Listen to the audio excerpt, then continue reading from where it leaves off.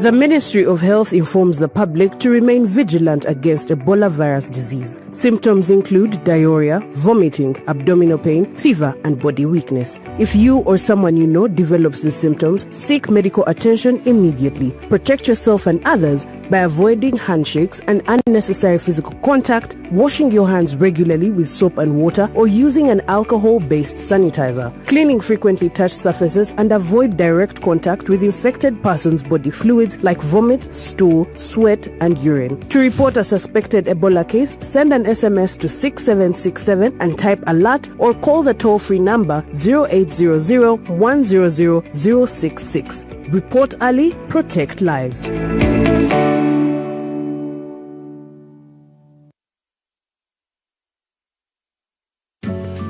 Looking for a vacation of a lifetime? Cross the equator and discover Pineapple Bay Resort.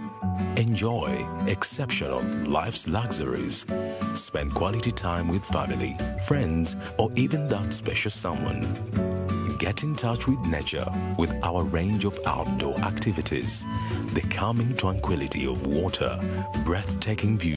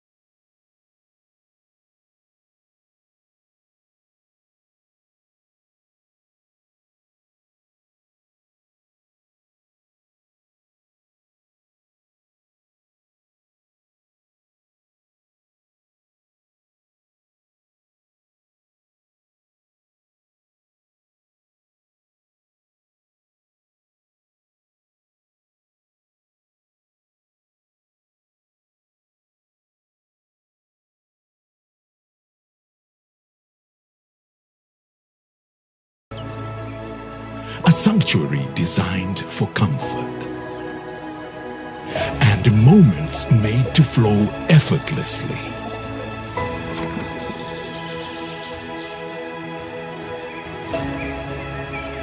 Forest Resort Louise, where nature welcomes you home.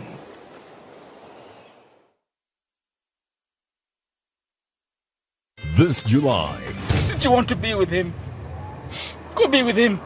No, I don't know. Get out of my car. Baby, get out of my car. Catch the first season, Monday to Thursday at 8 p.m. Let's go back a little. Way before I ended up in a room with a married, dead man. Don't judge me. Premiering Monday, 6th of July. Rest in peace, darling. Step 1. Always look good. No excuses. Only on NBS.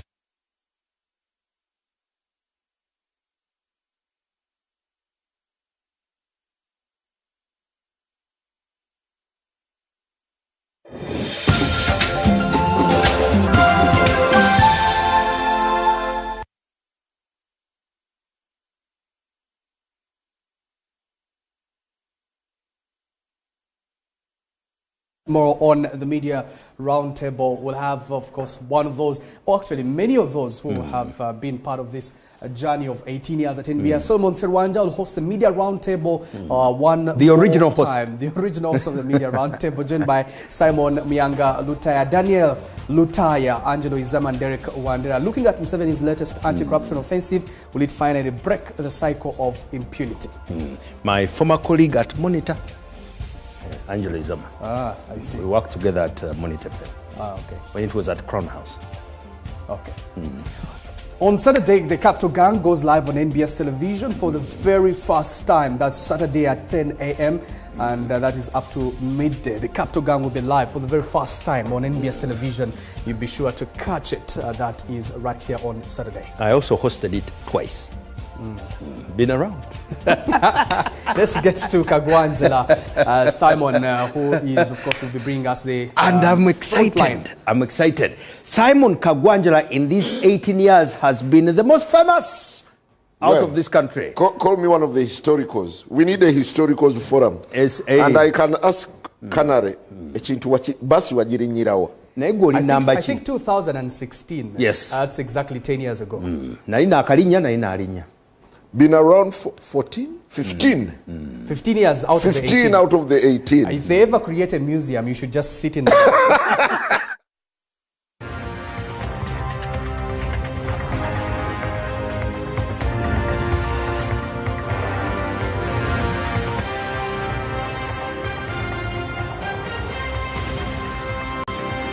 NBS Frontline.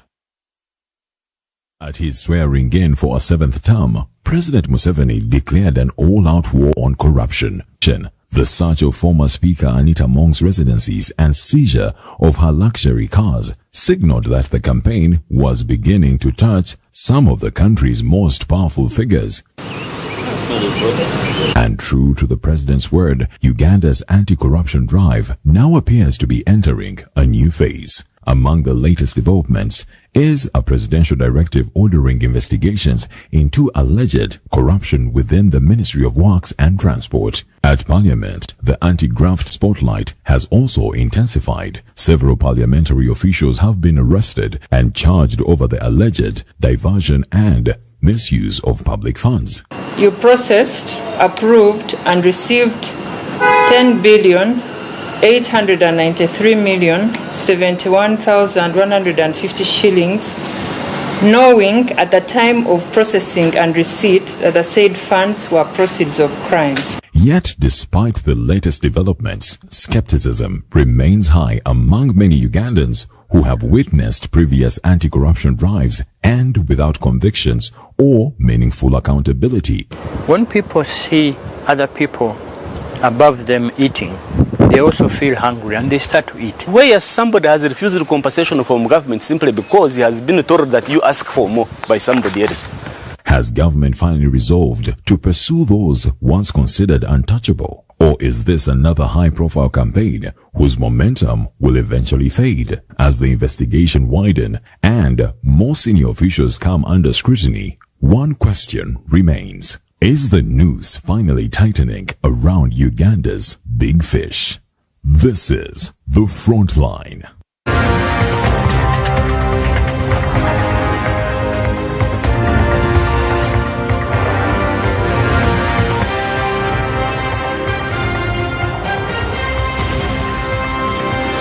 NBS Frontline.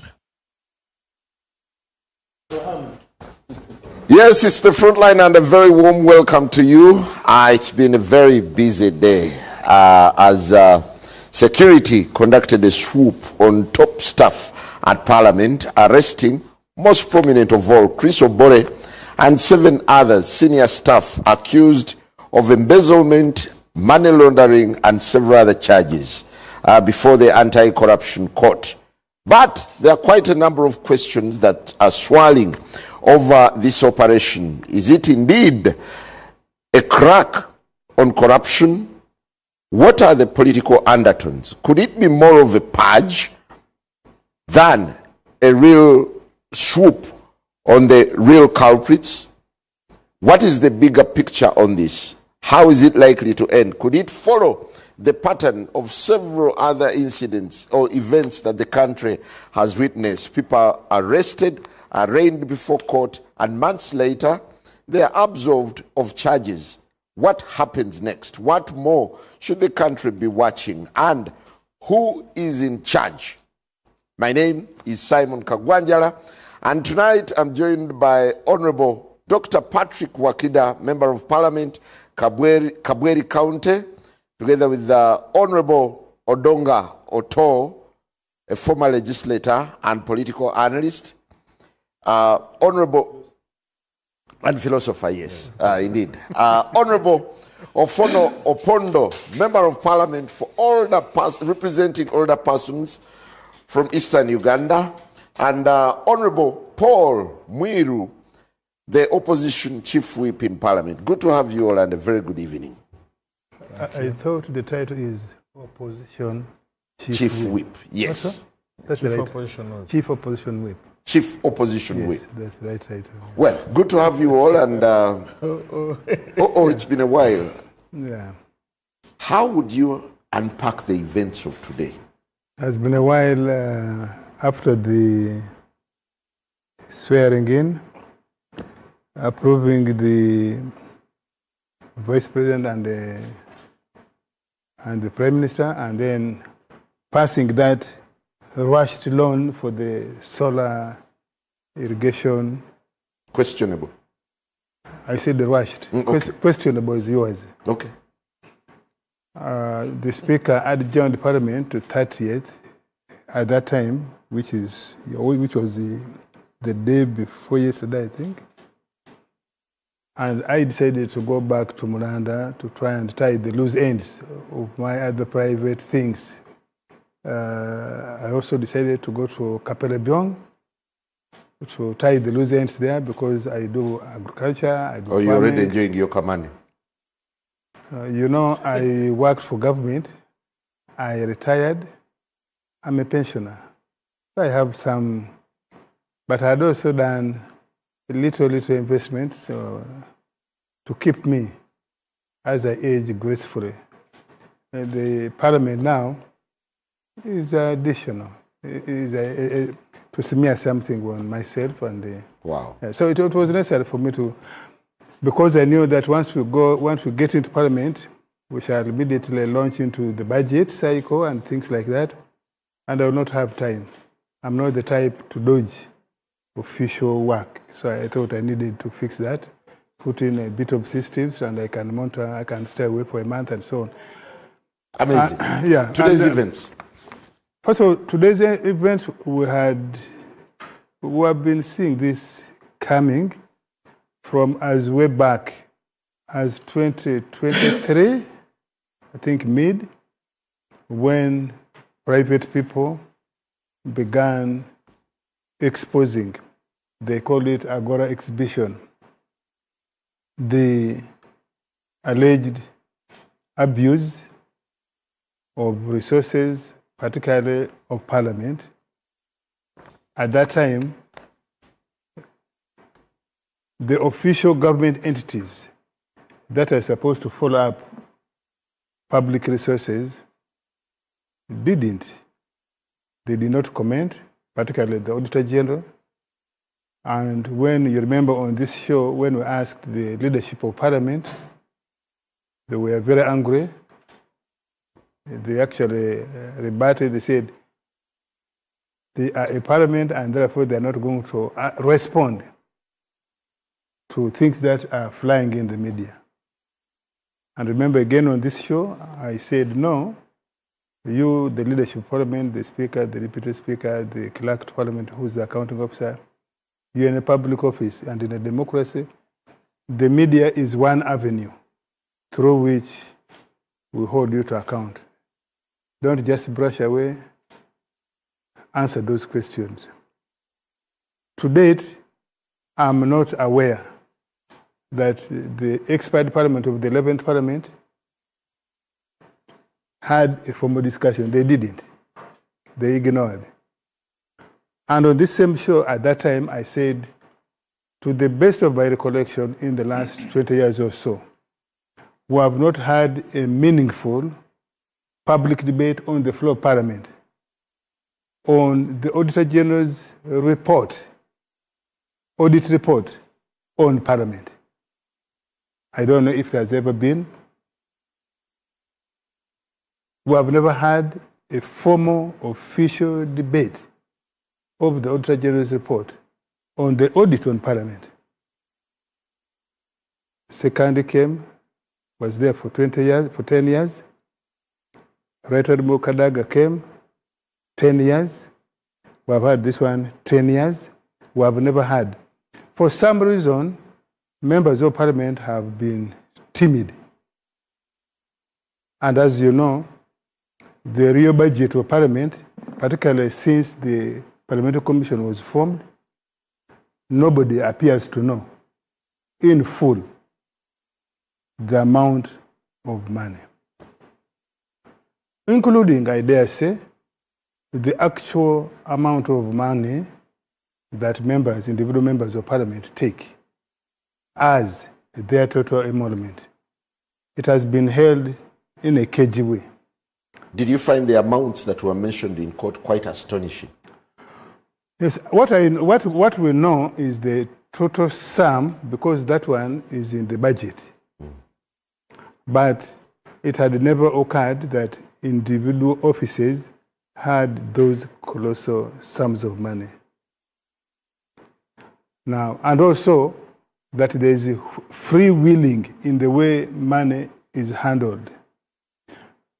As a former parliamentary reporter, you know, I was a parliamentary reporter for a long time, over a decade. I was an operative, as you know. You used to report about us, I remember. Yes, I have been a government officer, so we knew... An operative and a reporter?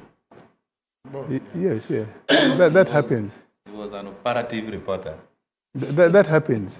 So... Well, okay.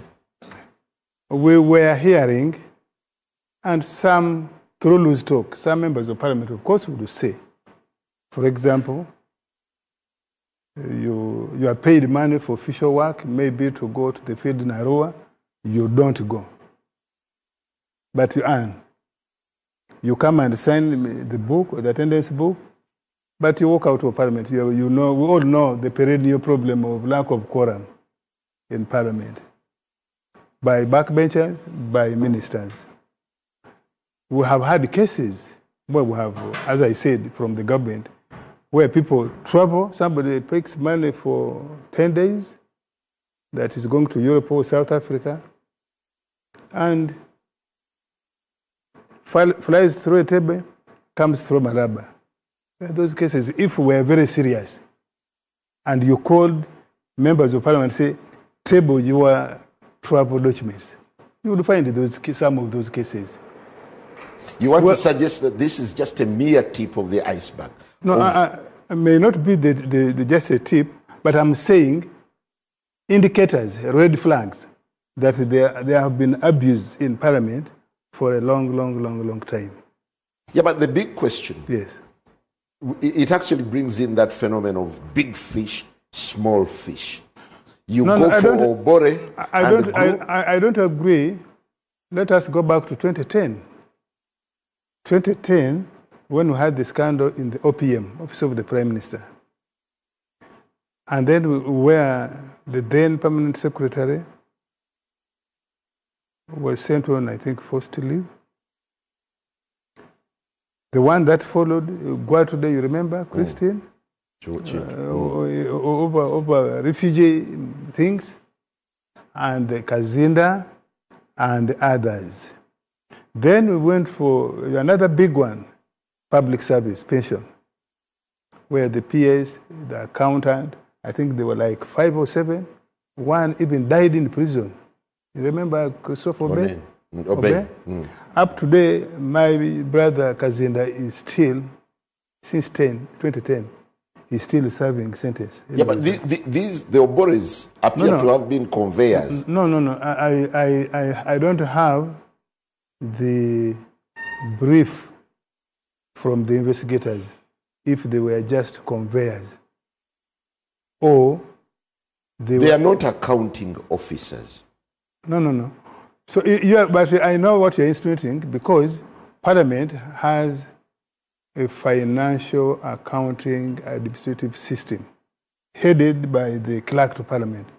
Ordinarily, we would expect that it is the clerk, and to the best of my knowledge in this particular case, it's the clerk, the Honorable Adolf Musigi, who is the accounting officer. Because in some ministries, there are permanent secretaries who are not accounting officers. Sometimes they give the undersecretary, sometimes they give another person. So, in this particular case, is the Honorable Adolf Musigi, who has been the clerk for the last 5 years, or so, or parliament. So ordinarily, from a layman's point of view, you would expect that he's the one who was sanctioning. He, together with the chief accountant of parliament and that group, because there is no way the Obores can lay their fingers onto money except if it has been approved properly by the accounting system.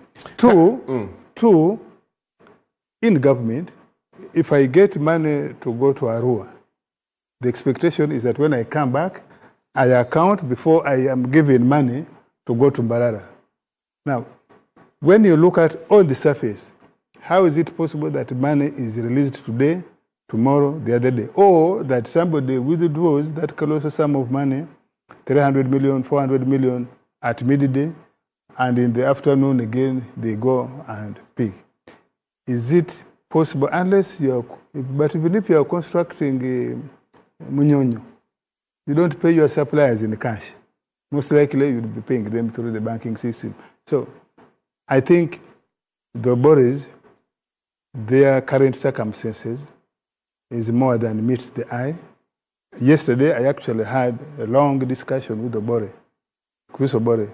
We were both at the induction, and he beckoned me, and I walked to him, and he narrated to me the ordeal he has been going through, and he posed to me a question whether he is safe and what can he do. And I said, what can he do? And I said, no, since you're still working, just continue working normally.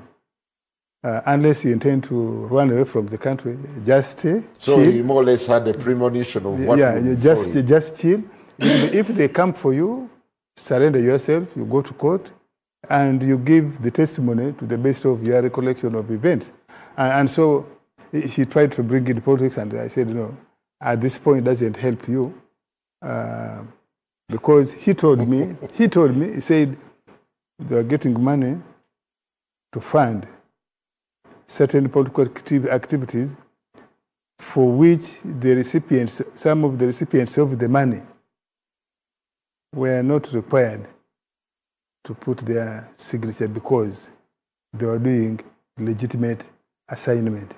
So I wasn't surprised, therefore, when I was in Munyonyi again today, he didn't turn up in the morning, because the speaker had asked both of us to sit there, put our heads together. He had said the people who have a media background and are in parliament, either as staff or as MPs, should sit together and give him the best way forward of how to handle the fallout from all this, so that the new parliament starts from a little bit clean slate. Thank you. I'll definitely get back to you. Honorable Mwiru, do you want to look at this as a purge, a cleanup, or a serious crack on corruption?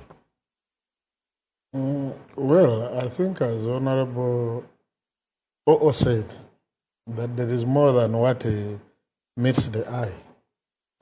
I don't believe in a haphazard type of engagement. For instance, what we have been experiencing is a budget corruption.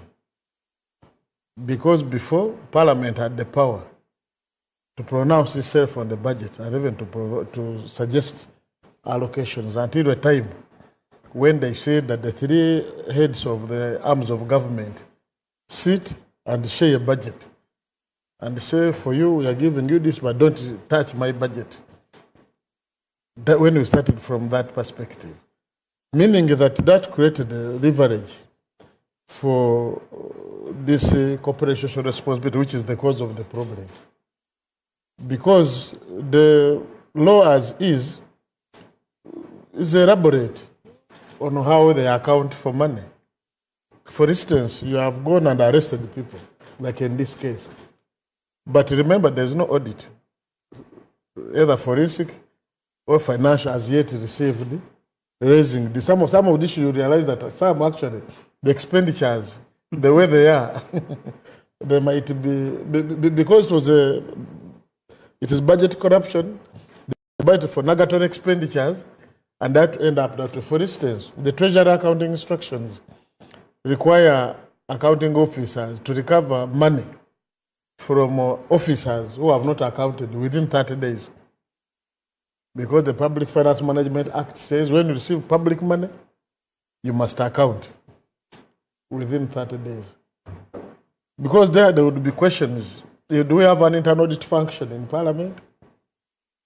And if yes, the quarterly reports they have been raising as red flags over these issues, where are they? If we at all we are moving in that direction. Then, because apparently what we are grappling with is that this man had been voted by Parliament. And it's like it didn't have clear guidelines on how it is spent. Because I've had one of the former presiding officer, for me I built a church.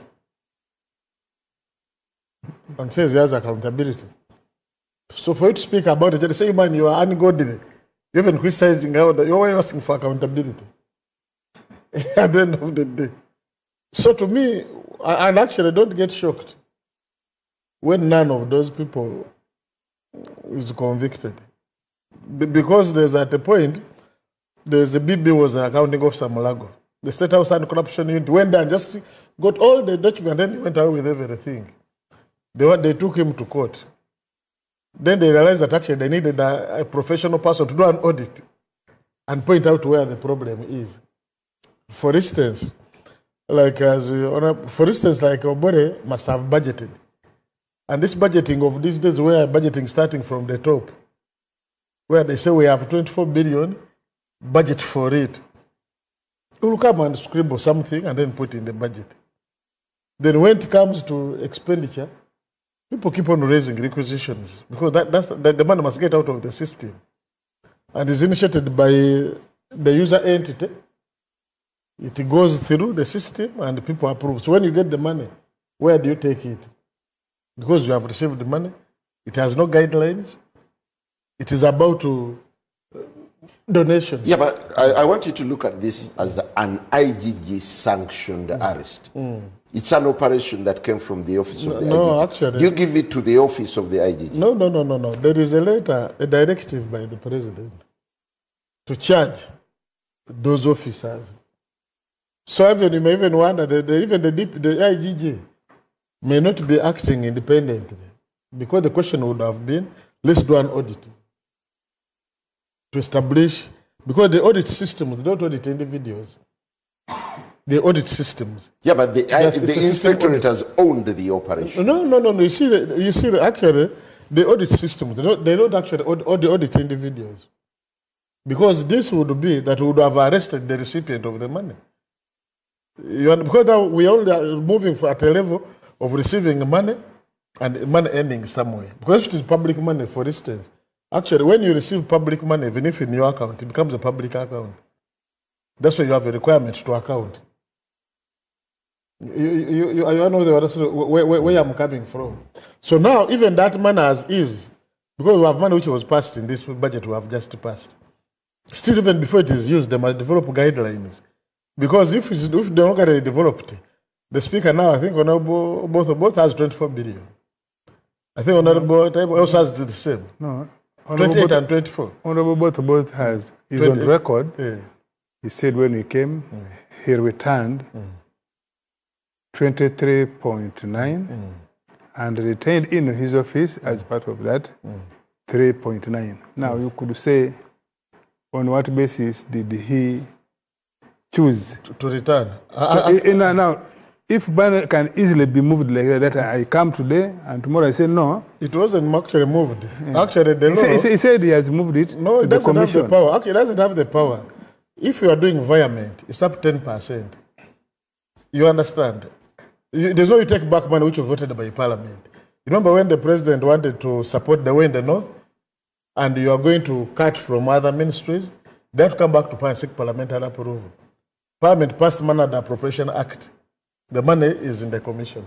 Are you suggesting that the Right Honourable Speaker both has either was economical with the truth, not a lie, perhaps, or he made instructions that he is not aware of the implication in law. No, actually, for him, he was acting in like any person who has assumed, who has been, who has assumed an office.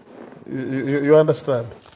Because both of us is well grounded in law, and he knows that unless you mischarge, when you say money will go to the committees, unless the office is going to mischarge, and then they say that it was for good reason that you are mischarging to do committee work. But the law, the PSST can only grant you permission to via within 10% of the budget. You cannot do beyond that. So for me, the point I'm making that you see, it just take us back to for instance, I heard about the classified expenditure. You heard about those allegations. That when the MPs wanted to increase their money and engage the president, said that no, I don't want the public to shout. Put everybody 100 million per month, per year, you're just getting it from me. Casually, just like that. So the classified expenditure was also increased. Some got, some did not get. Even when you met them, you have met them. They say, for me, I didn't get. The other not. See, it's like you are the mass of someone who was actually get. So we need to get back to the budget and say, is there budget corruption? Do we have money which we are put in areas which we don't actually need it? Thank you. If we don't do that, thank you very much. Honorable Wakida, yes. There was uproar in 2023 from the public. Agora led the campaign. They exposed Parliament. And Parliament came out, guns blazing, and said they are clean. Do we say that the activists today are vindicated? And what does this swoop today suggest or reveal? Thank you, Moses. And good evening, everybody. The image of Parliament, which I joined 1 month ago, is very bad. The public perception of the members of Parliament is such that it's a bunch of thieves. It's a scene of crime for the last 1 month. That as we enter Parliament, we are crossing around red lines. It's very unfortunate. When I was joining Parliament, the decision which I took, I think it was on a Sunday, announced to my friends, group of friends, they told me, you don't deserve to go to that Parliament. It's very dirty. And one of my family members, a few days ago, told me, you went in Parliament at a very wrong time. Let me start from that point. The mistakes you're seeing in Parliament are actually creation of a system in Parliament. The money that you're seeing that people are being arrested of is money approved by the very Parliament without a direction of use. Money is tempting. If you are going to appropriate 20 or 18 billion shillings, you must define its use. As we speak now, we are only hearing that the money was meant for CSR. Who defines the kind of activity that CSR should be? It's the Speaker or the leaders of Parliament. When I entered the Parliament the first day, I went on familiarizing myself around the different offices. Let me tell you, in Parliament, there is what they call the Accountability Office. There is the Clerk's Office. There is the Audit Office. There is a Refund Office. All of these offices are there. My colleague can tell you this. In a space of 1 month, I have learned that sums of money were misused for a period of time. You have in the new Parliament? Or? No, in the old Parliament. the full commission could not guide. The reason why in an organization you have politicians and you have technical people is such that technical people are the custodian of law of that organization. I would have expected the technical people in parliament to be playing their role. The clerk, who is the accounting officer, the director of finance, the internal audit functions, and all of these people to be able to guide the politician. Now, when you leave the politician to do what they want, in an institution where you are employed to guide, you are held accountable. That's a fact. And we look forward to a new commission. I would expect a new commission to define all of these things. I heard you say the other one had 20, another one had 18 billion shillings. To do what? Define that function. So that when it comes to accountability, we know where the money is supposed to go. Now, for some of us, we've been in the private sector. I've been in the private sector. I do account for my own money. I keep it growing. I know the pain of looking for money. I was surprised when I saw a list of people who have taken the money and how much they have taken. Whether it's true or not, we have a lot of work as the new parliament. As we enter into that parliament, the ghost of bad governance within the parliament is hovering on our head. And that's dangerous. We have... So is this the ghost that government is trying to exercise, or there is more than meets the eye? Well, I am not good at speculating, and you have known me for that. I don't have facts. I don't have fact that effect that probably they are doing the right thing. I would imagine that they are doing the right thing. I would imagine, and I don't want therefore to sit here and say they are doing this because of this. Let me tell you, that parliament has questions. We are sitting on each other in parliament. You have 529 members of parliament sitting in a space of 80 people. But do you know, contracts for reconstruction of parliament was done many years ago. Extension after extension. The reason why you are seeing Ofono will not come tomorrow to parliament is not because he doesn't want to come. But a delay of arrival by 10 minutes would only presuppose that you are going to stand or to squat in the corridors. How can that be parliament which is entrusted to discuss very important issues that affect the country? All of that, those things must be investigated. Thank you. Honorable Dongoto, at least I would give it to you that on several occasions you've come out to raise red flags on the road in that house. Is there cause for excitement now that the top brass in Parliament have been netted? And could this be the small fish or big fish? Yeah, I happen to be the only non-MP in this panel. The institutional... But you also happen to be the longest serving. Yes, you did the 20, institutional veteran. Yes. Memory I have in Parliament for 20 years. I don't see any of you making that 20 years. Maybe we report. Others will be 1-2 terms and you will go wherever you came from. But what a prophecy. Outside there, today, I drove 500 kilometers to come to this show. People are very happy on the arrest of today.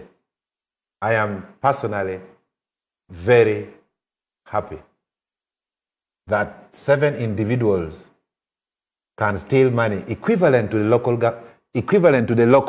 the budget of a district. 7 people like this. People are struggling in Kibuku, in Mbarara, in Jinja. There are now so many districts. The whole district, education, health, production, they give 33 billion. But here are few individuals who are playing with taxpayers' money. So today, this is a big day in Uganda's history. It's a very big thumbs up for the IGG. It's a very big thumbs up for the judiciary. These are the kind of people to be remanded. Not just someone who is talking, singing a song, then you take them to the basement. These are the kind of people who should be taken to prison for haste, for theft, for corruption. So this is a very big day, and Ugandans out there, where I came from today, are happy. But the bigger question is, why now? President Museveni has been there for 40 years. Why now? Why 2026? Does it have political undertones? That is now where I come in. You see, there is what we call passive revolution. One of the great scholars, Antonio Gramsci, he spent so many years in prison in Italy, was opposing Mussolini, and he wrote about 30 books and about 3,000 articles. And he brought this concept of passive revolution. So to answer this question, why now? For me, as a political philosopher, I see an additional hand helping President Museveni. I see the hand of Muhoozi Kainerugaba in this. You remember the other time when they picked vehicles from the speaker's residence, that they should take them to Naguru. But they had to pass through the city square. It was like a parade with all those vehicles in car carriers. So the concept of passive revolution shows that a force emerges from within and entrenches the existing force for the better or for the worse. It has happened in the Iranian Revolution. It has happened in Senegal and in several countries. So we see an urge to fight corruption, because President Museveni is a leader who is, the word magnanimous is a little, is not appropriate. He would forgive a corrupt person if he can wear a yellow shirt. People steal money and they run and put on yellow.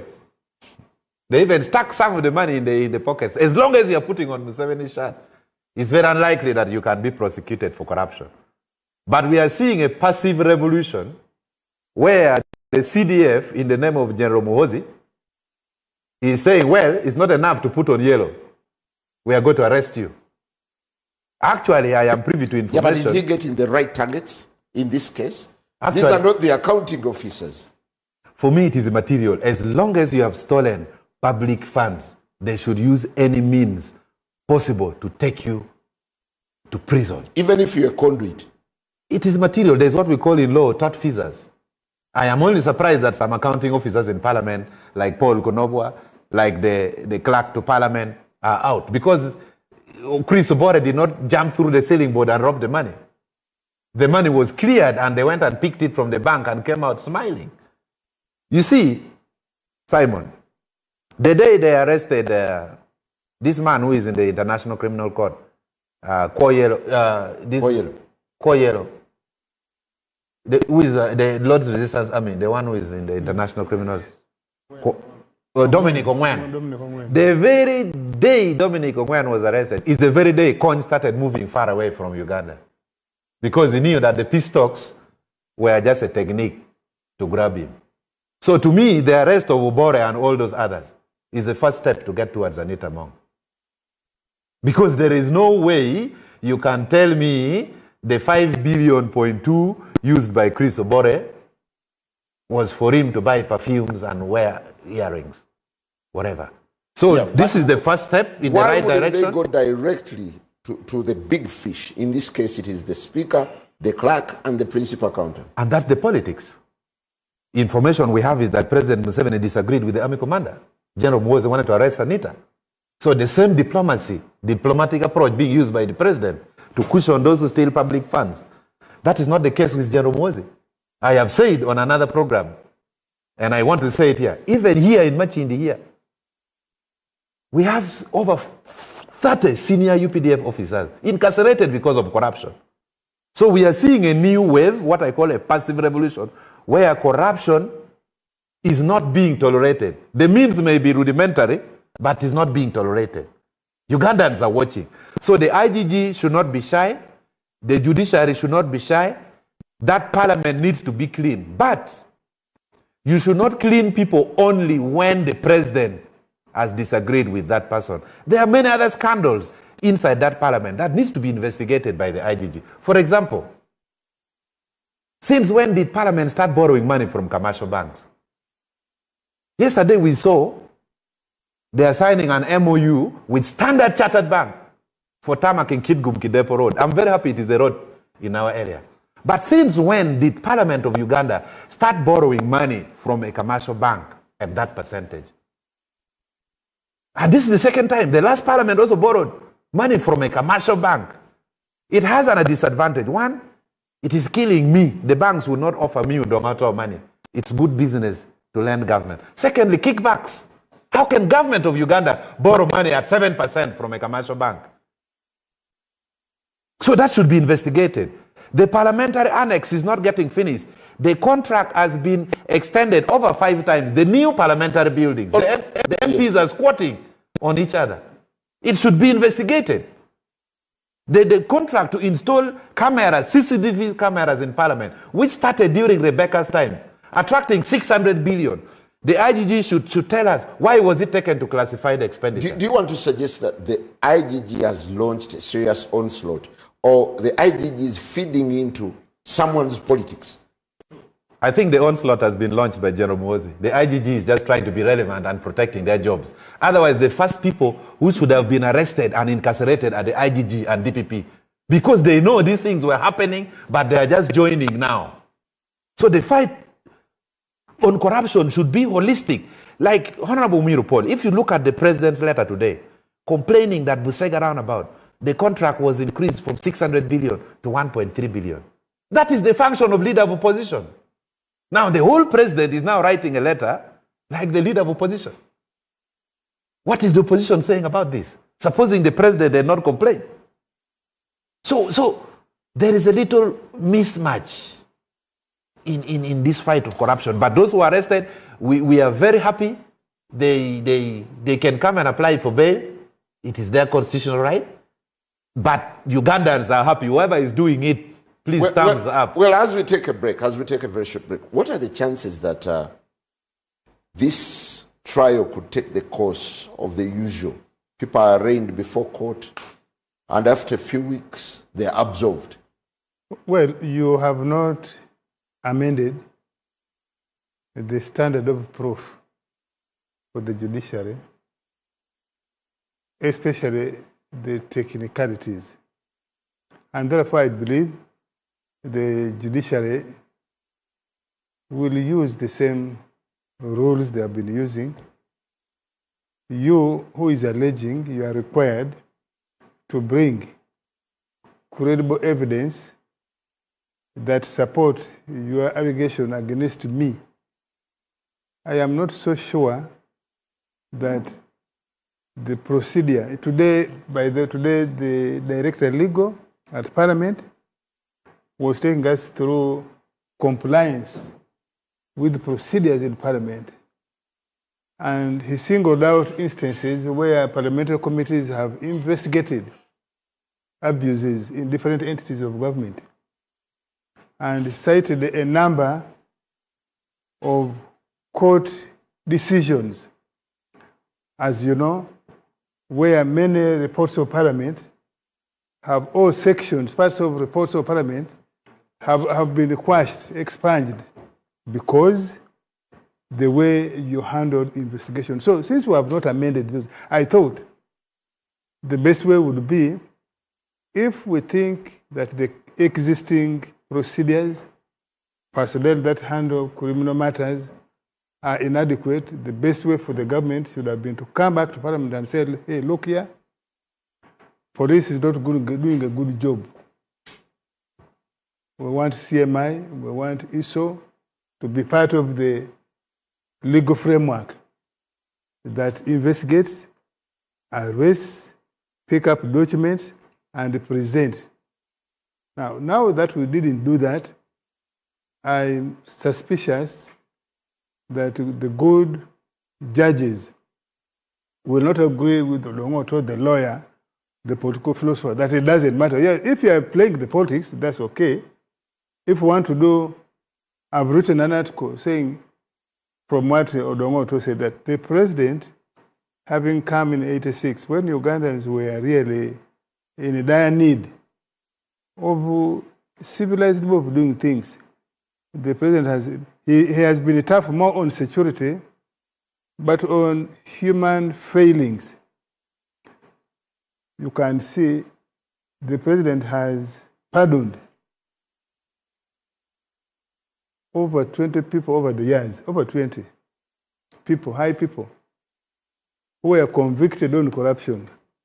And before they complete their term of sentence, he pardons them. You remember that cow of Chigezi, of Kabari, Togota, or somebody like that?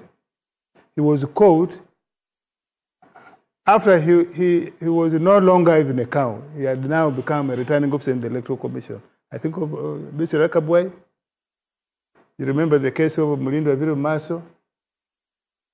You remember the most recent case of Chandi Jamwa? You remember the case of Wamafa?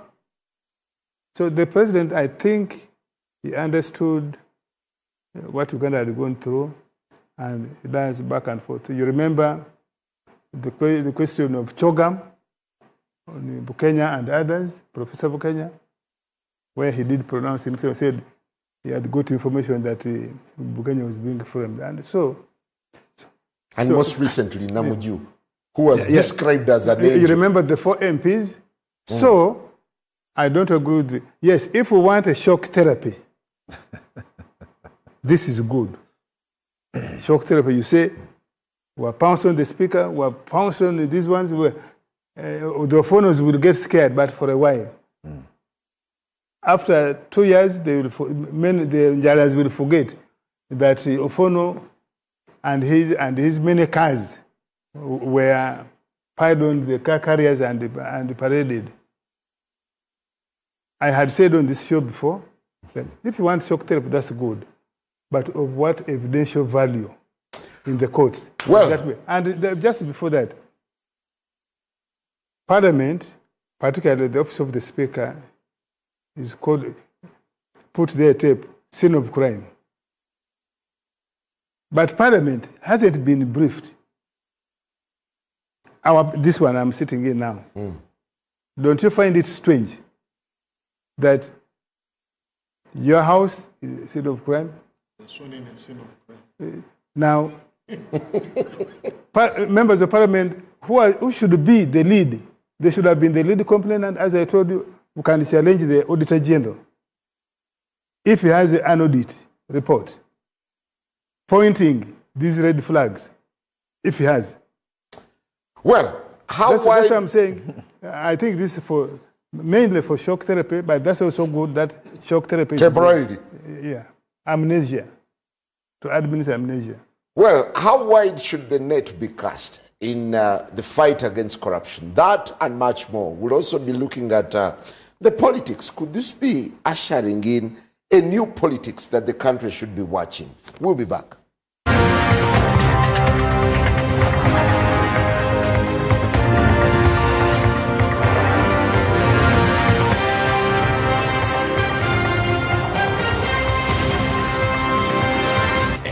Frontline.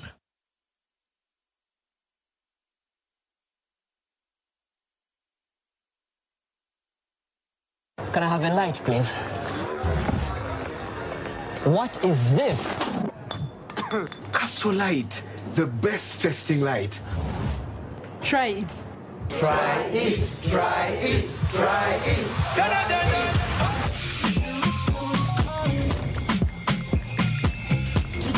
Guys, look at this post.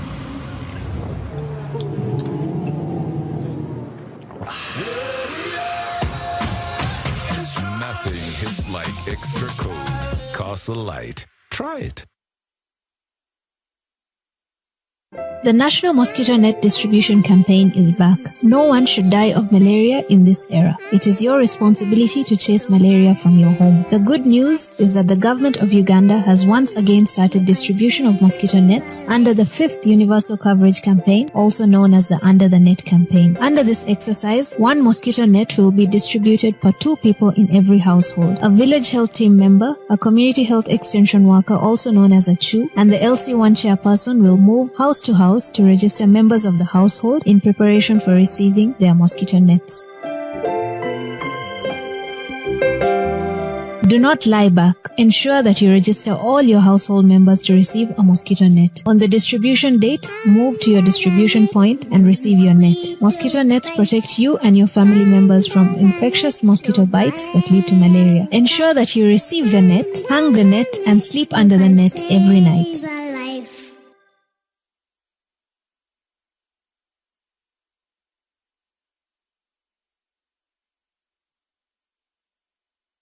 Why pay for someone else's repairs?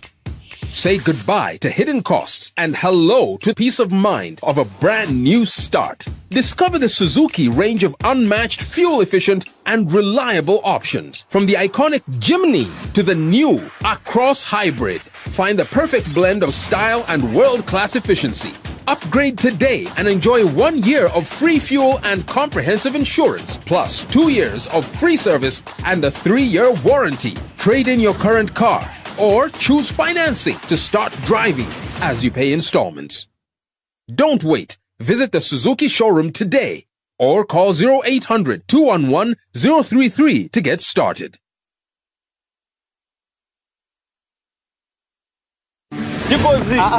The problem is the foundation. Do you know the kind of cement I'm using in this foundation? I guarantee you even my grandchildren will come and find this house. You buy your buy today and get the job done. Strong, reliable, available at hardware shops countrywide.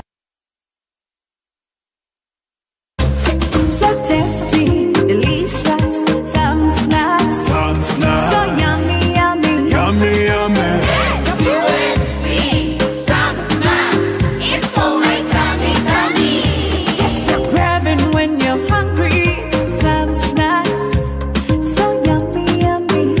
Boy and girl, come here, so Uncle Son's got you. Me have some snacks for you. Your man, papa, your granny and your picnic. Well, if I can, the snacks for you. Come pick anything you want. Some snacks for your tummy. Yummy, yummy. Sam's, delivering memorable moments in every household.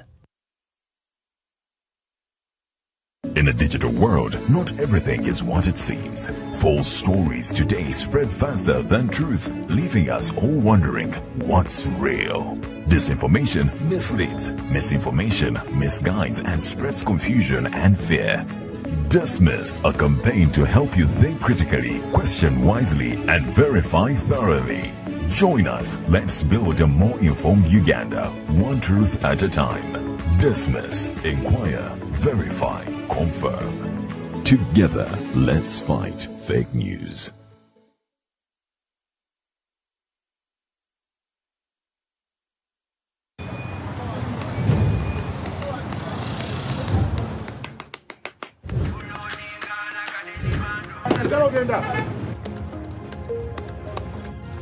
And that's it for today. Till the next episode.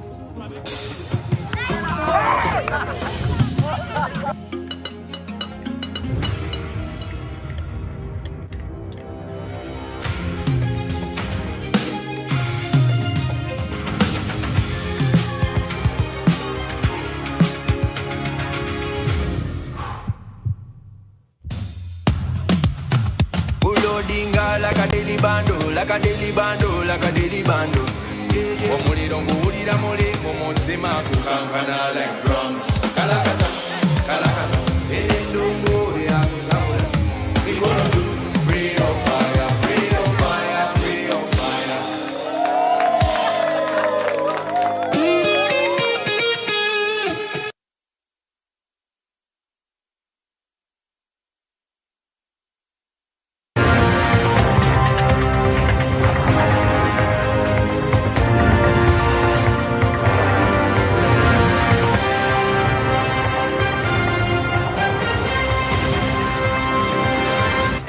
Ugandans Frontline. Welcome back. It's the Frontline as we continue unpacking the complex questions as government now cracks the whip on corruption. Could it be more of politics than indeed a fight against corruption? Well, Honorable Mwiru, the why now question suffices here. Why now? I mean, these people couldn't have accumulated all these monies insanely in a way that without the attention of the relevant authorities then. Why now? You see, we have ever had a budget officer, I think on Boto, you remember, he was called Ingolobe, who was victimized and was charged for budgeting an item which caused nugatory expenditure. You understand? But because now apparently, I was talking to one of the lawyers, then he was asking that now which money was lost, one of the defense lawyers. That you see, we listened to the charge and we're not understanding the charge. Maybe we wait for disclosures because the money was budgeted. The money was received, the money was passed on. So which money was lost? Because we were not understanding what they are choosing his client. You understand? Nobody is now. Yes, nobody is now. Okay. Because say that we are not understanding, but maybe we are waiting for disclosures because it's not an issue that the money was budgeted.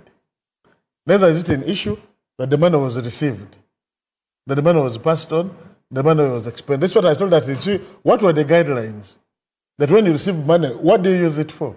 Because by the fact that the whole government, the so-called circular, they advise that this money is available, 28 billion, for giving out the way actually they wanted, and they made it available. Because when they release money to a district, they normally give an advisory. They say we have released 20 billion. This is for wage. This is for water. This is for so and so. But this one they release, it is up to Honorable Fono, the Speaker, to know how actually it's spent. But beside that, you see, Honorable Dong, let me also tell you this. We have had the Auditor General. Parliament has considered the Auditor General's reports. And the government has, the audit cycle is supposed to issue Treasury Memorandum on recommendations of Parliament. Government has only issued 32%, 38%, has acted on the recommendation by percentage of 38%, meaning 62% is not acted on. So if the other narrative that now they are fighting corruption, the one you are inviting me to belong that school of thought, that now they are very serious, is also not true. Because 62% of the Treasury Memorandum they have to take action on issues of corruption, they have all feared, they have kept away because they involve their people. Just like what the issue you are raising. Of course, the president is a consumer of intelligence. He knew that now they diverted the road to increase the cost. Because we kept on also asking, when you drive on that road, we knew the road was not ending. Maybe we thought the money we don't understand what is taking place until you get the actual detail. To me, like the public wants to know who is in prison and who has been arrested, and how much has been recovered. But three, and most important, there is the biggest problem of the country. It's not even corruption. It is maladministration. Those who are supposed to be fighting corruption, like those supposed to act on the Treasury Memorandum, if they are not acted, and they will keep doing on the same thing, what is going to happen? Because there are many organs claiming to be fighting corruption who seem to be covering the truth more than they are revealing it. You understand? So could they be accomplices in this matter? You see, there was a story, I don't know whether you see some of the ministers that also, one minister was telling me that when they raided the former speaker's house, there were two raids. The first one, they told the president, these people, whoever went there, they just stayed up themselves like two strangers who had stepped into someone's elevator. It's just a question of sharing what was there. They told him that there was no money found. He said, no, you go back. He sent another team. You understand? Because there's another joint team to engage in this. What we want to see also, as Honorable Fonopondo was saying, are there laws because we have what we call the audit cycle, that when you appropriate money, it must be accounted for. The Honorable said there's what we call the retire accountabilities. Once you give money, like for example, when you were saying like in Parliament, whenever I would receive money, before you go either you ask for money, they would ask you to account. There's an office which retires accountability, and they would call you. That we don't see your boarding passes for this period, and if you did not travel, or you returned early, they will check on the boarding pass, and they will issue instruction to deduct money from the accounts from your pay. People will receive pay slips when they have deducted. You understand? The same thing now applies to, that's not just about those people who are actually arrested. Like Honorable Ofono was saying, you know, when I was a vice chair of Public Accounts Committee, I was still a firebrand, I was a young man. By then they would pay cash to MPs who would go to the field. So they would walk in, sign, you go to take fuel at the Carrero, nobody knows what I would do. By the time you are setting over now, you are 30, and then you are now 6. So when I returned, I issued a memo and I recovered the money from whoever had the. Then it was like, this is not a school. No, you are misbehaving. Of course, I was wondering, we are an accountability committee. You have received the money, you have taken out of the bus, and we are reaching the field, we are 6 people. Other people who signed it. That's what caused actually to remove that issue. Now they pay when you have returned. Before, that was the practice. Meaning you mean I should fund the parliament for official work? Yes, now. Yes, you must fund time for official work because you abused it. And now for us, the leaders, you don't have a problem. Or is your friend. He behaves in a very dishonorable way. But if you don't take action on him, it's going now to become the practice. That's why that you realize that the leaders in the committee were not actually loved by members. That's why the spirit of the committee is having money. It's like to be like the carrot and the stick. If I deduct money from you today, next day you become disciplined, I give you a treat. As I move to the next speaker, would you connect this to the new politics, the new dawn of politics, that perhaps there is a passive revolution happening? You know, I want to dismiss that school of thought. First, like what we have gathered, I didn't want to delve into the speculative politics, but what we have also gathered, there were a lot of reports that the former speaker had a lot of money. But whether I think she was had been tipped by the investigators themselves that they were coming, you understand, that actually, literally, there is no physical cash recovered. That even while she's even still under house arrest, they want her to surrender the money. In case she does not, she will be charged. Because there is also fear that if you purge her out the way they did, you understand, and she goes to the opposition with that money, maybe she can become a very big problem. You understand? So they are closing in on her. They're also trying to close in on her because all those people they have actually charged.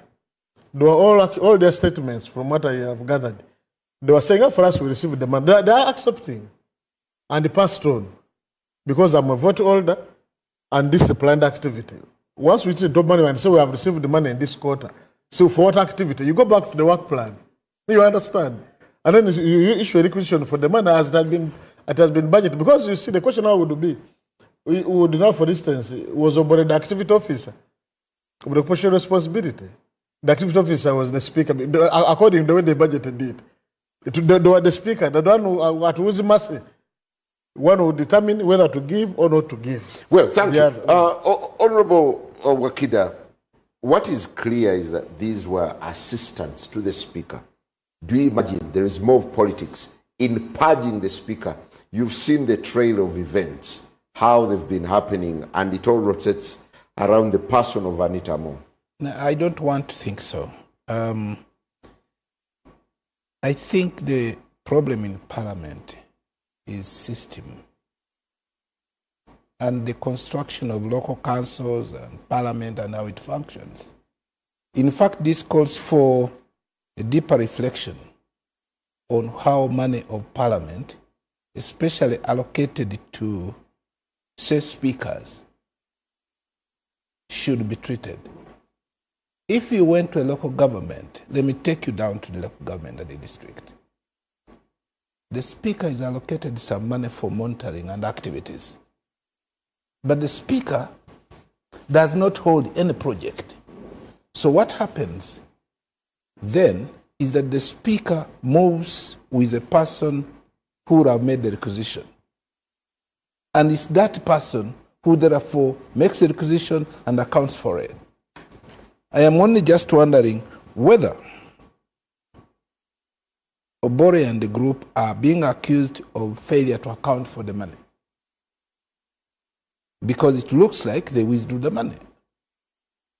If the money was withdrawn for a project, have they accounted for that money? If they haven't accounted for that money, then they are liable for a crime they committed of accountability of money advanced to you. I saw even in Parliament there is office for advances. Advances? So, yes, advances. So that is where the problem is. Can we trace this money to the Speaker's desk? You will find it very difficult, probably, to say, even when it was allocated to her, this is the much she spent. But like I said, are you able therefore to say, wait a minute, we gave you this money to spend on this and this and this? In the absence of that, it becomes very difficult for you to question. It only becomes a moral question that you have a lot of money at your disposal. When we went to Entebbe,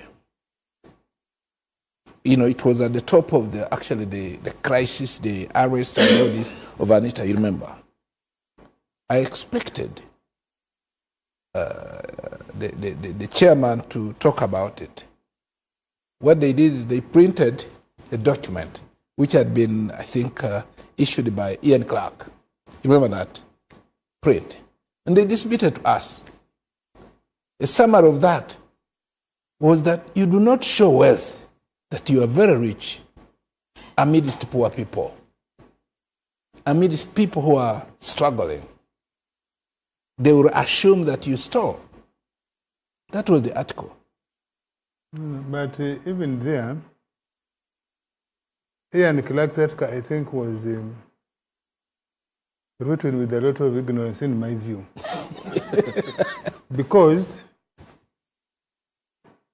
yes, it was saying, as a leader, yes, among poor people struggling, living ostentatiously when they don't know what else you do to earn money except being in a public office. Yes, absolutely. But remember, when this thing exploded in 2023, the Speaker had 3 functions. I don't know if people remember. First of all, to commission a house, a residence, that magnificent. She took all the MPs. Where all the MPs went. Were summoned. No, I imagine they were invited. And some of them come and say they were coerced to leave their homes in Kampala to travel there. But they were invited, and you could see the broad smiles on their faces. True, that was also the time which it coincided with the CDF, I think, was going to Soweto yes, somewhere. listed there. And all of them were made to line up to receive the CDF and shake his hands. You remember? Mm. Then came the presidential visit. Then came the commissioning of the stadium, which also coincided with the tournament for the East African School Games, football and other things. And I do recall the president saying, and then it coincided also with the issues of homosexuality law and the sanctions. And then the president himself, maybe, with the hindsight, I think, maybe as an intelligence officer, he was lowering Anita out of the hall. Because the president said, no, these accusations against Anita are not accurate. My daughter. I am actually the one who gave her 200 cows. No, 2 billion. Yes. Then the cows.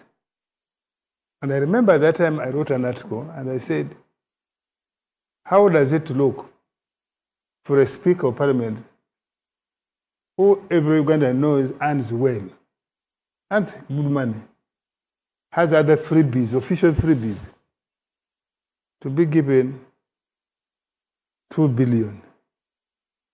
Then the president even added a rider. He said, I even bought her a house. I bought a second one in Akasero. I even made a contribution for the one in Chigo.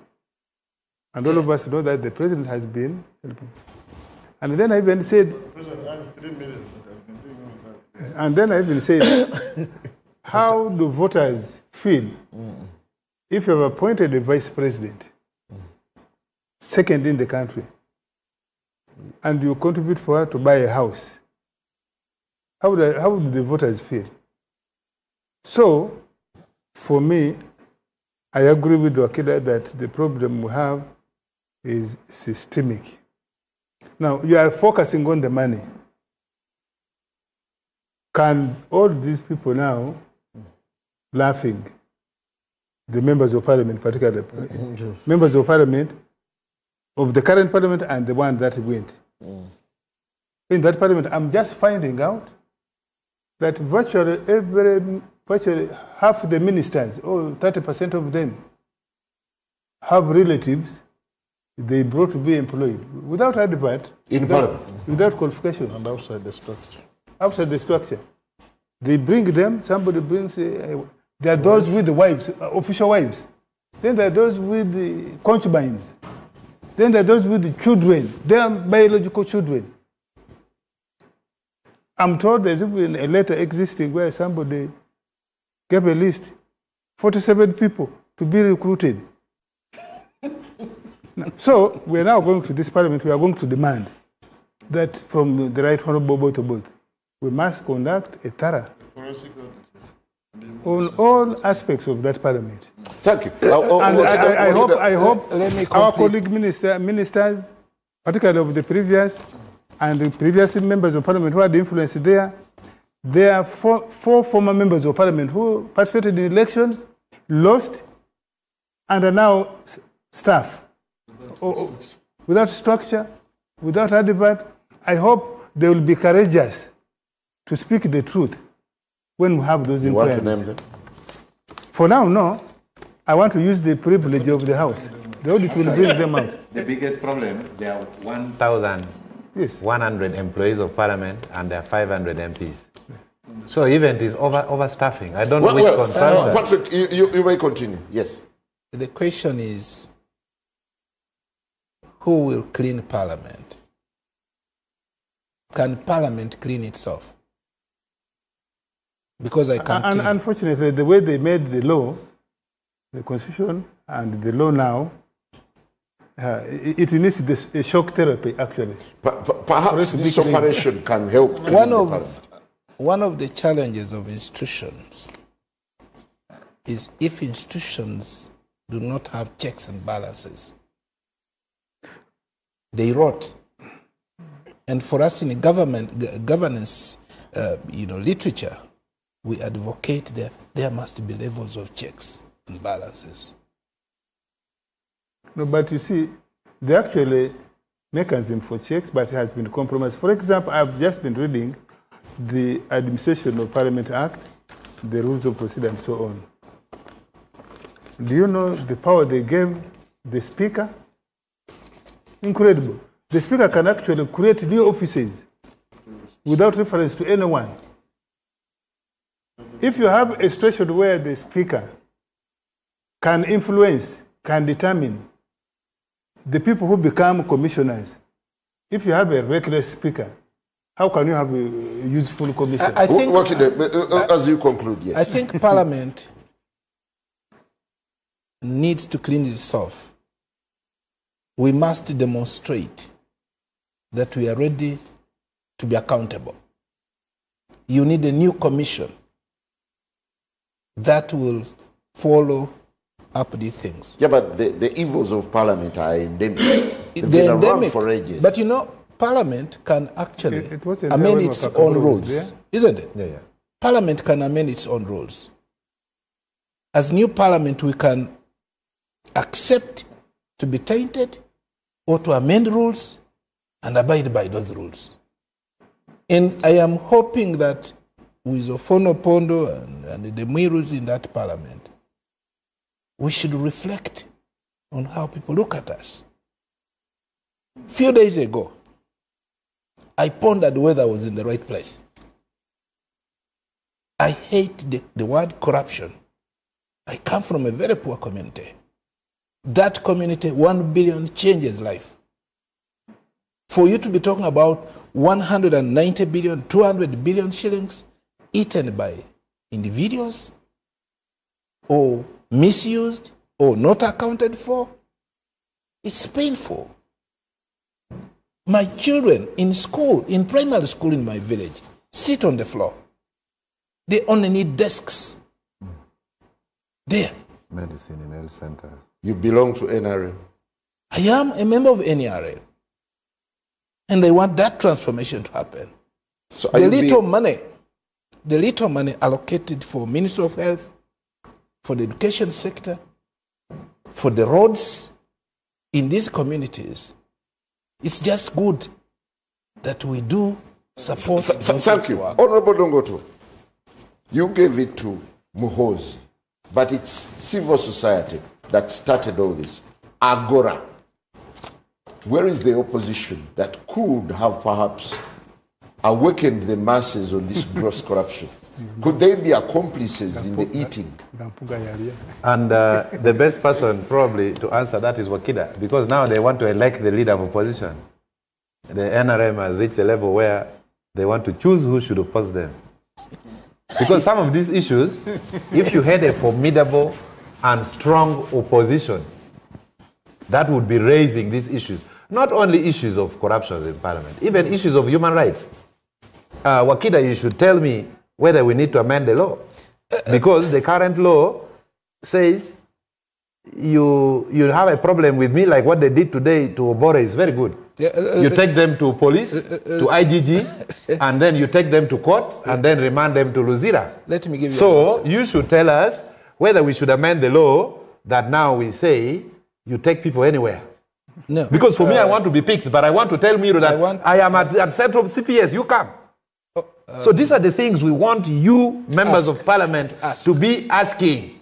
Who added the basement in our laws? There are things. But So before getting diverted, yes. This credit of fighting corruption, now fighting corruption has become a risky business. The credit does not, in my opinion, go to President Museveni. The credit in the last 2 months, to me, goes to General Muhoozi. All these institutions have failed. But is the same person implicated in basements? Yes. Human rights, zero. Human rights, zero. Fighting corruption, huge percentage. Roads in Kampala, KCCA, huge percentage. So much as we are saying someone is doing a good thing in this area, it does not mean we clap our hands for people to go and put on pampers in the basement. That one you don't count on me. So the point I'm saying is the institutions have failed. Yes. The Auditor General is the watchman of watchmen. Parliament has failed. The Auditor General has failed to clean Parliament. The IGG has failed. The Director of Public Prosecution has failed. Human Rights Commission is saying everything is okay. The judiciary is limping. Parliament is in a symmetry. So now you see a wave of someone just coming, say you have stolen money, you have done this. The Ugandans out there are saying, instead of having people in neckties saying, audit report, query, what? They want to see the thieves going to prison. And I can bet, I don't agree, Simon, with amending. So you love rudimentariness in this case? No. No, but what I'm saying is, no one is doing anything about anything, but we have seen someone doing something about something. Odongoto. By doing what? Moses. By doing what? How many senior army officers are incarcerated in Makinde now? How many? Over 40. Why? Corruption. Even a mere supplying sand for KCCA, wrong tonnage, different to what is quoted, you go to prison. Where was the IGG? Where was the IGG when Muhoozi was arrested? Where was Parliament? Where was DPP? So it looks like the law does not work. Ugandans are saying it's good. You So Ugandans are settling for lawlessness. Can I develop my point? Because you people accept the interjection. Yes. You see, accept the interjection. Before I accept this, I think it is better to justify both and say, since institutions are not working, laws are not working, the way we treat the corrupt, the ones who are charged with corruption, the ones who don't speak well, it's also good for them to go to the basement until we sort out ourselves. And for me, I would go with you that way, that let us have the same standard, let people go to the basement, let the corrupt be also handled outside. No, you see, we should be like Italians. Italians utilize your strength and minimize your weakness. I want to answer you. Why would you find a problem with the ones being taken to the basement in the Pampas? Because that is violation of human rights. Why would you support any leader who violates rights of people? Why would you support any activity of someone who arrests people without producing them to a police station? I think there is a contradiction. No, there is no contradiction. Let me answer him. Can I just conclude this? Let me answer you. Can I just conclude this? Accept another interjection. Allow my interjection. You see, what defines leaders is that they follow the rules. Yeah. No matter what you do. A country without rules is a dead end. I cannot appreciate anything that is done outside of the Constitution. You want to do whatever you want to do. Do it well. And I think all these discussions that Otto is raising, you are in Parliament there, you are in the NRM caucus. Why don't you condemn Wozi from there? You have let it to those of us who are outside. No, why are you quiet there? You see, everything has got, and I want to make this very clear.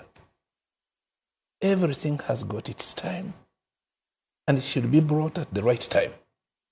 There are things that many of us look and say, let's study it. You are raising contradictions.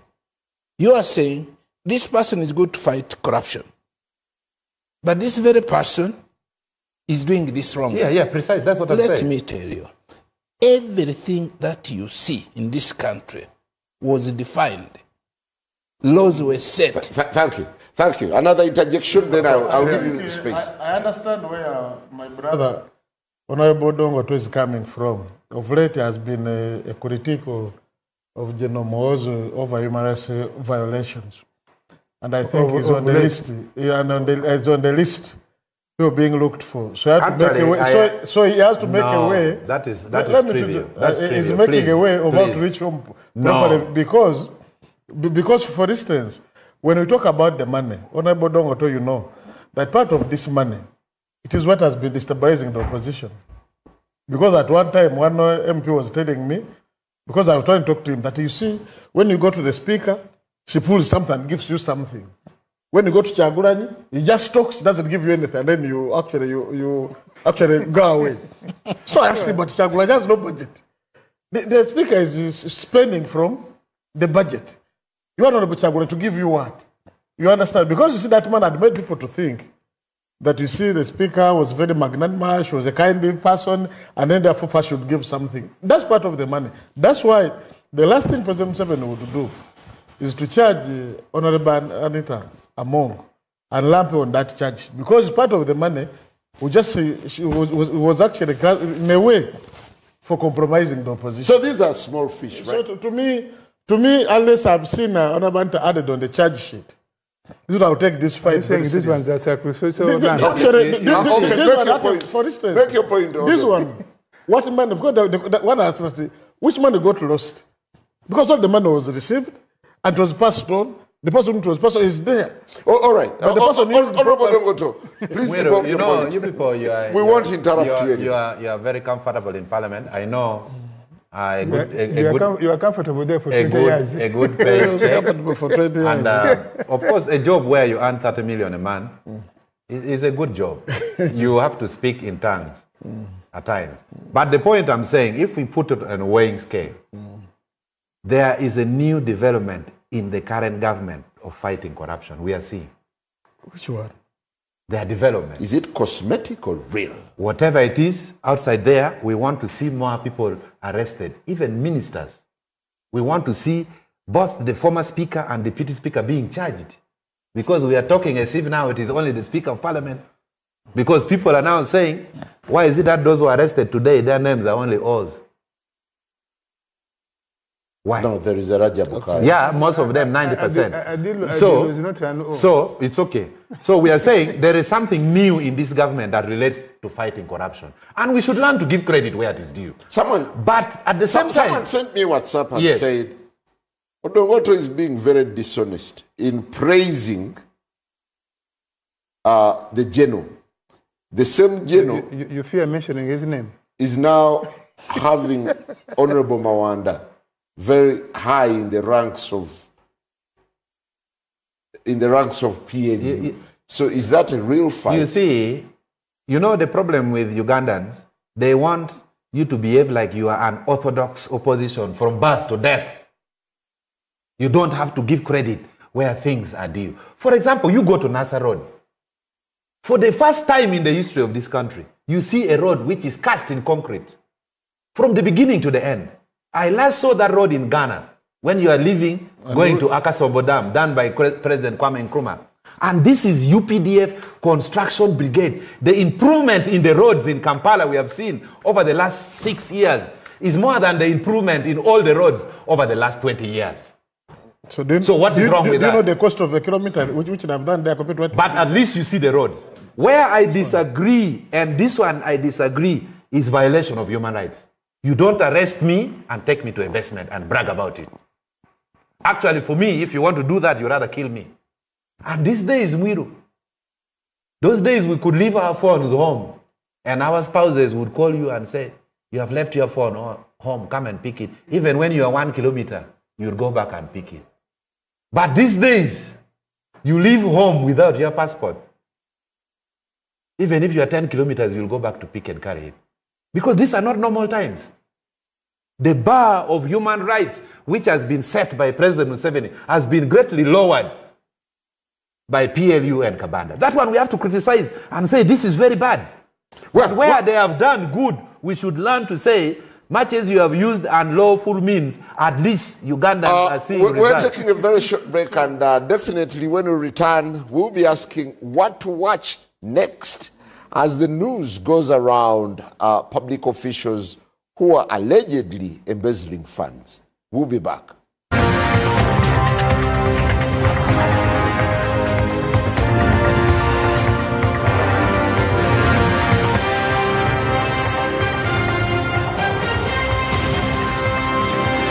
NBS Frontline.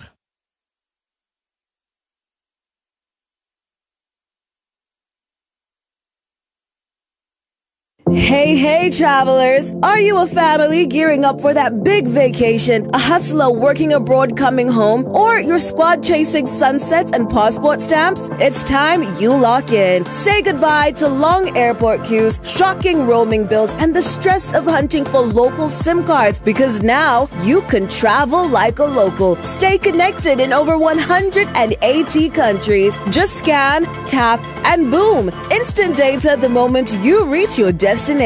Get your Rogue Travel eSIM today at travel.roguetelecom.co.ug. Contact us on 020-500-123.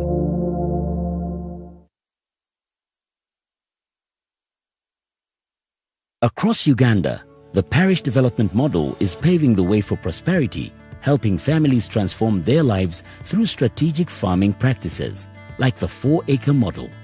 In our Chibaro of 1996, we said first acre, put coffee. Second acre, fruits. The third acre, you put pasture for dairy cows. The fourth acre, for food, cassava. The good thing is that now cassava is also becoming a very good cash product. But at least for food. Then, mind you, the backyard. You put poultry for eggs, you put piggery. I'm in a 1-acre plot of land.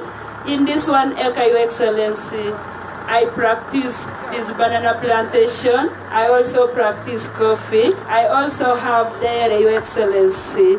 Every month, Your Excellency, I get 500,000 from these bunches. The 7 activities we recommended, they have a big global demand. We have 10,000 Nile tilapia fish and 10,000 African catfish. And when we sell our 10,000 tilapia, we get in one harvest 20 million shillings. Fruits, especially capsule, which is cold, can do very high value crops like apples. And then finally, those who are near the wetlands, like the ones in Bukit who are wasting the wetlands, they should do fish farming, not in the center of the swamp, but at the edge of the swamp. From coffee farms to fish ponds, the 4-acre model is empowering Ugandans to transform their lives. The parish development model is your pathway to wealth creation. This message is brought to you by the Ministry of ICT and National Guidance. Breaking now. Now Post delivers Uganda's fastest, accurate news as it happens. From hard-hitting headlines to exclusive interviews, we bring details of stories everyone is talking about. Accurate, fast and balanced. Get every update at nowpost.co.ug. Follow us on Facebook, X, Instagram, TikTok and never miss a moment. The Now Post. Accurate news, fast. You are known way differently. Who knows you better than the Father himself? Hallelujah. So what he knows of you, you shall be known also as he knows of you. There shall be no contradictions henceforth. Hallelujah. No contradictions whatsoever.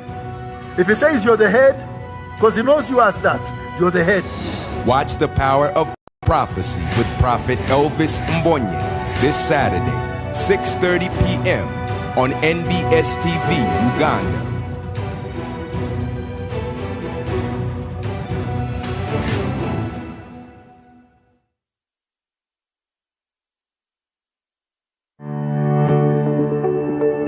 The Ministry of Health informs the public to remain vigilant against Ebola virus disease. Symptoms include diarrhea, vomiting, abdominal pain, fever, and body weakness. If you or someone you know develops the symptoms, seek medical attention immediately. Protect yourself and others by avoiding handshakes and unnecessary physical contact, washing your hands regularly with soap and water, or using an alcohol-based sanitizer. Cleaning frequently touched surfaces and avoid direct contact with infected person's body fluids like vomit, stool, sweat, and urine. To report a suspected Ebola case, send an SMS to 6767 and type alert or call the toll-free number 0800 100 066. Report early, protect lives.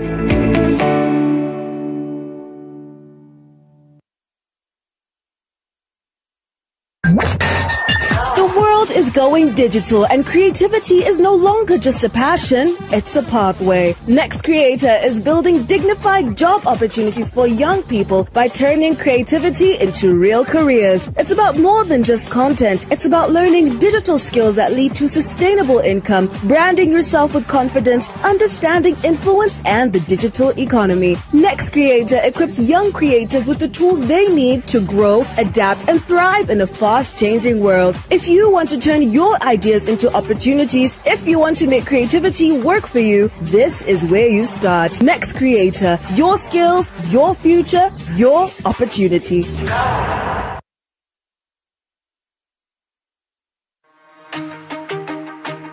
When the news moves, you move with it on AfroMobile. Get real-time updates and the moment they unfold. Choose from over 80 live TV and radio channels and follow current affairs your way on the platforms you rely on the road, in the office, in the middle of your work, or out and about. AfroMobile keeps the story going with you. Download AfroMobile today and stay connected to every update as it happens. Breaking now. Now Post delivers Uganda's fastest, accurate news as it happens. From hard-hitting headlines to exclusive interviews, we bring details of stories everyone is talking about. Accurate, fast and balanced. Get every update at nowpost.co.ug. Follow us on Facebook, X, Instagram, TikTok, and never miss a moment. The Now Post. Accurate news, fast.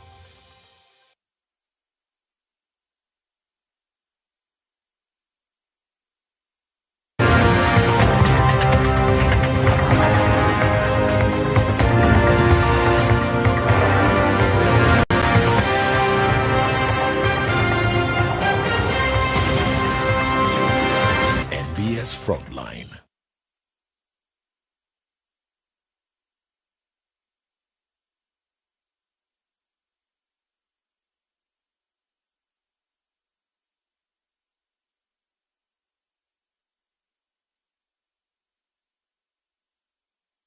Welcome back. It's the Frontline as we connect dots on the developing story around the fight, what is now billed as a fight against corruption. I just need to remind our viewers out there that it's been 18 years down the road. As Next Media, we're more than thrilled, we're overjoyed and really thankful for the support that you've rendered to us. You've been amazing viewers over the years. And hey, as we celebrate 18 years, there's a lot in store. Just keep tuned. We'll be unveiling quite a number of things. We'll also be bringing some of those historicals, the legends who are with us, who have since left, but they will be coming home, and it's going to be very exciting. So we have a series of broadcasts, a series of very exciting things. Just keep watching. Well, getting straight to the issue. How does the current excitement, the hysteria generated about the arrests of Obore and others, feed into the general politics of the day?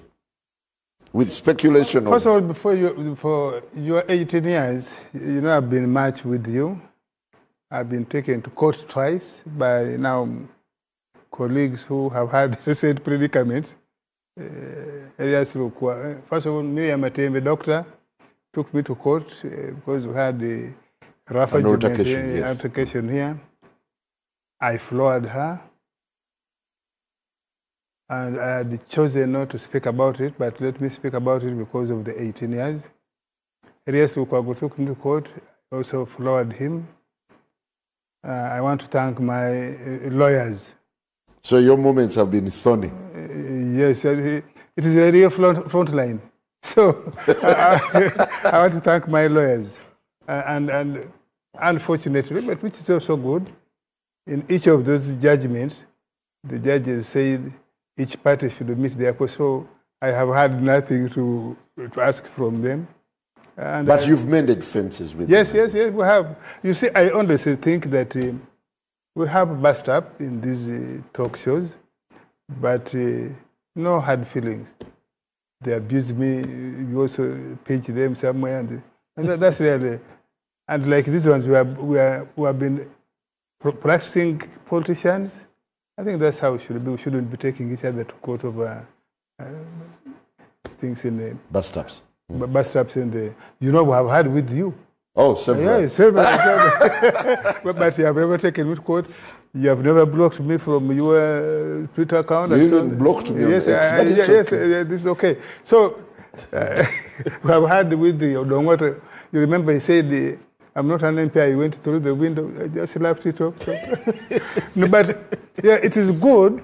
Talking politics now. Yeah, it is good.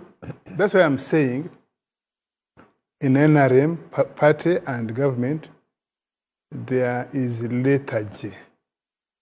I think, particularly now with the 40 years in the government, his age 82, the president came in was 42, 46, 42 years. You don't expect him to be as vigorous as a younger person. But I think he also has the advantage of, you know, for us who have been with the president much closer, sometimes in meetings he tells you, there was a time when there was no money in Uganda. Now we have had some money. Even if people steal, they will not steal the whole country. Sometimes you'll be flabbergasted, but I think he sees far. And you have had him recently, the issue of Beticamia, lifestyle audit. He said if you ever scare people, they'll not stop stealing, but they will steal this money and take it somewhere. Now, is it a sign of benevolence? Or? No. I think he's practical. I think the president has been practical, and I think his line has been largely correct. The reason you have seen, even when you are complaining of corruption abuse, you are seeing the country not stagnant. Now there is a new force called PLU on Yes, top of things. So in that context, therefore, that's why I'm saying this shock therapy is good. At some point, that shock therapy needs to be clothed in the legal way to give it a veneer of acceptability. Even these human rights things you people are complaining about, is it normal? With due respect, my older sister, Miriam, at that age of 73, 74, a lawyer of repute. She has been a teacher, she has been a politician, she has led women movement emancipation. Do you think it is right for her at that age to abuse people, to insult people the way she does, even when they are not here? I can insult Odongoto, who we are with here, because he can reply immediately. So I think sometimes some of those actually invite this to themselves. And I think, no, that's my opinion. No. Even the Miriam Matembezi, I think, need this shock therapy. Did she deserve the kind to say, oh, so I can also be tackled. You remember, I think it was you moderating on this show, and Honorable Ruth Rankabra has never come back to this show when Matembe is there. When she called Ruth Rankabra on this show, I was with them. A thief, this. Who called her? Miriam. Ruth absorbed it until the end of the show and said, I will never come back there. So, you want to suggest Matembe deserves the kind of treatment she went through? Honestly, you know, that's why I'm saying shock therapy. He's speaking his mind. This me saying so. That I think, human rights, on the freedom, I think we need. There comes a point when you say shock therapy probably can give us a jolt and say the things I speak, like I may say, I say, being taken to court, and you spend time, you're even seeing jail or losing money in the costs, compared to say, maybe I need to tone down. So this shock therapy, both on the way we are tackling the corrupt and the way we are tackling the people who abuse the others, abuse the state, abuse, only this show. You remember even that altercation between Mandi and Rukwagu, you are not the moderator. On that show, he said it was the by-election of Sorot East. And he said the president is a thug, is a murderer. That's what he said. Actually, that's what brought issues. Now, you're Lord Mayor of the city, the capital city of Uganda. And in the show, they're saying the president is a thug. What do you expect me, the spokesman of the president? So I'm not justifying. You decided to fight. I'm not justifying. You're vouching for state brutality, right? But no. I'm not vouching for. And I've been on record. I am saying, probably we don't need to do that. I wrote last article. I said, you don't arrest a man, dress him to his and show his nude in public. I said so. To which I think that's why Odongoto is saying, possibly I'm a candidate for the basement. I wouldn't mind if that's what the powers that we want. If that's the shock therapy.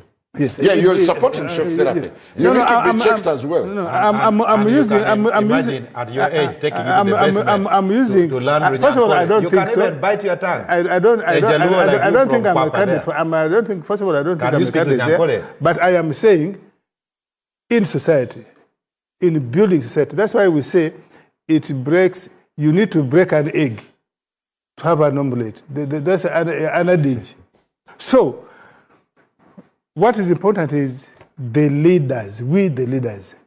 When we make those mistakes, whether deliberate or impunity, we need to reach a certain point and stop and say, when I lie on my back in the middle of the night on my bed, and I reflect on what I have done to others, since I'm the leader, I have ability to change certain things. Tomorrow when I'm dealing with Odongoto, do I deal with him the way I handled Lukwago or not? Well, thank you. And we can do that by progressively improving on the law, improving on the method of work, improving on the investigation. Because why are all these things? I think sometimes comes out of frustration, cumulative frustration. Take a case of an intelligence officer. Take a case of a police officer who sees you, has arrested you with the panga, you have broken somebody's window. And then the following day, because of the human way of handling evidence, a judge, a magistrate says, no, you are innocent. Look at the mob justice. Of course, we who are in public authority ought not to get frustrated. Oh, okay. With the limitations of are you law. watching how PLE is now taking charge of things? I wrote an article about two weeks ago, and I said that is the natural phenomenon of social change. NRM itself, where did it come from? NRM displaced UPM. At some point, it took. You remember when we were forming this new NRM now? Honorable Bidandi said the Secretary General of NRM of UPM tried to insist in our conference that we should name the new organization UPM. And because we are the younger people, we are the majority, we said, no. Tafadhali, let's us name our organization National Resistance So the Movement. curtains are falling on NRM. You agree? If the liturgy in NRM as is continues, because, and what's the liturgy? Politically, you cannot hold your elections 5 times now, 6 times, and the same issues keep cropping. People get disappointed. Stealing your own internal election, having violence, this. You have the majority in parliament. Right now we have 71.2. But we behave as if we're the minority. So what do you expect the younger people who actually like NRM, but they are frustrated that they are not given sufficient room within NRM? So it is up to the NRM, up to we, the other groups in the NRM, to make sure that we change our ways. If we don't change, change will change us. Thank you. General politics. Today we're seeing corruption taking center stage, the clampdown on corruption, and it is being spearheaded by PLU. Well, do you give it to them? I want to say that in statecraft, they are what we call state keepers. That's why you realize that when they are government, they are always the ideologues who would say, no, they don't do this thing. And they would always be there to act like a barrier. What we see today in terms of human rights violation, I want to depart from the school of thought of my brother of the shock therapy. Some of these old people have their ailments. There's what we call causation in law. That someone may have any other ailment, and as a result of the teaching someone in the basement, may die in your hands. You know Manenero? The late Manenero? And Fefe? That blood stain is still in people's hands. But it's Genomuntu who kept on saying that when he was in the uniform, he treated people fairly, so that when he's out of uniform, the people treat him the same way. What is happening today? We shall have time to debate. Yes, he kept on saying that is what I'm saying. And what we are seeing today is like our colleagues have the power. They can put aside the law, treat people the way they want to treat. And if you go back to the preamble of our Constitution, it talks about our history as a country and where we have come from. I would implore our colleagues that let us stick to the rules. Let us stick to the law. Because you see, these things change. The ofono pond of 2001 is not the ofono pond of today. Like I can find solace in confiding in him. Because now I know in Parliament, ever since he came to Parliament, is one person who means what he says. But one would say, would you confide in the ofono of 2001? Yes. Well, Honorable Dogoto, as we get out of here, how does the current conversation fit into the general politics? I think some of the viewers may not understand what ofono means, shock therapy. I think it is this thing where they bring some people in hospital and they're so sick, then they put those things which look like a flat iron to try to pump life. So ofono is justifying that the PLU action of shock therapy. PLU, first of all, PLU is not in charge of the state. Okay. Whoever that shock therapy no. Actually, they are calling the shots. Any mistakes in the country, in the government, please, you have a group you elected. You have the leader of that group, Yoweri Museveni. Any shortfalls, hold him. Yeah, the point I'm saying is... Don't hold PLU. President Museveni has said... but this is a new outfit. Yeah. But they're not Can the I government. just develop this point? President Museveni has set the bar so high. If you go to the border of Kenya, Kenyans drink in Uganda and walk back to sleep in Kenya. If you're in Uganda, you talk, but the moment you cross Kenya, you should go straight to your bed. The same in the border of Naki, of Rwanda. So President Museveni has set the bar so high that arrest Odongoto, take him to police, charge him, produce him in court. That bar, you remember in primary school, those who participate in high jump, if you don't prepare well, you'll come and go under the bar. You'll see it is so high that you cannot go over it. And that's the mistake PLU is making. You pick ofono, you take him to the basement, you brag with this picture. This is someone's father. You are not following the law. Can you imagine Maria Matembe had to climb a tree to get into the fence of a neighbor? Someone of 72 years climbing a tree. Now, no one, whether shock therapy, whether what, no one should accept the issue of violation of human rights. President Museveni appoints the judges. President Museveni appoints the DPP, the prosecutor. So, arrest Mwiru Paul, take him to your most favorable judge, keep me at police.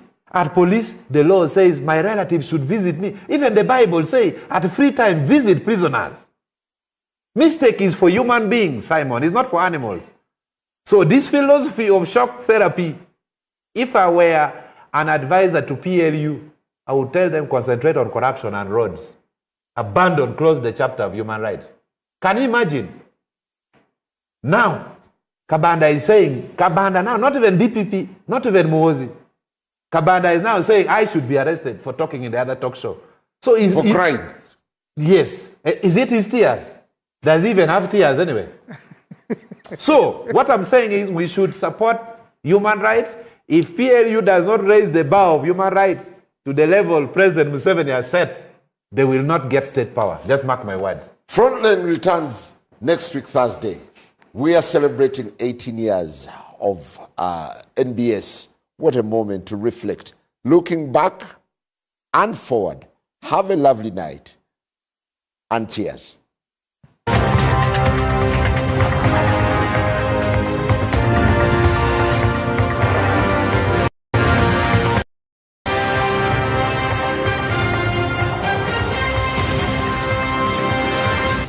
Frontline. Thanks for tuning in. Your feedback is highly valuable. Scan the QR code to share your thoughts.